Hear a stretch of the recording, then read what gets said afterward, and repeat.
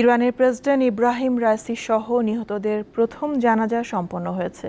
প্রেসিডেন্টের মৃত্যুতে শোকে স্তব্ধ তাবরিজে লাখ লাখ মানুষ হাজির হন প্রিয় নেতাকে শেষ শ্রদ্ধা জানাতে। তাবরিজে জানাজার পর মরদেহ নেওয়া হবে কওম শহরে। আগামীকাল তেহরানে জানাজা ও স্মরণ সভায় অংশ নেবেন ইরানের সর্বোচ্চ ধর্মীয় নেতা আয়াতুল্লাহ আলী খামেনি। শোকে বিহ্বল পুরো ইরান। প্রেসিডেন্টের অকাল প্রয়াণে মাতম করছে ইরানিরা।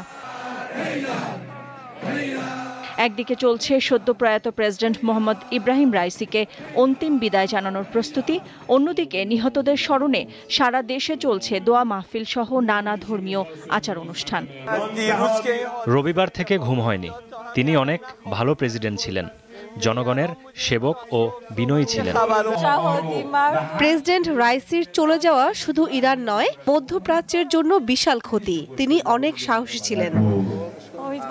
হেলিকপ্টার বিধ্বস্তের পর উদ্ধার কাজে যাওয়া প্রথম দলের একটি ভিডিও প্রকাশ পেয়েছে, যেখানে দেখা যায় পরিস্থিতির ভয়াবহতা দেখে কান্নায় ভেঙে পড়েন দলের সদস্যরা।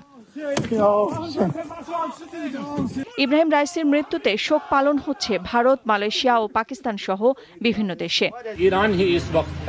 এটি একটি বড় ক্ষতি।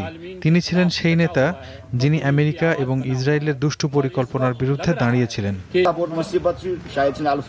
ইব্রাহিম রাইসি ছিলেন কণ্ঠহীনদের কণ্ঠস্বর এবং একমাত্র ইরানি অত্যাচারীদের বিরুদ্ধে এবং বিশ্বের নিপীড়িত মানুষের পাশে আছে। বুধবার তেহরানে রাইসির জানাজা হওয়ার কথা রয়েছে।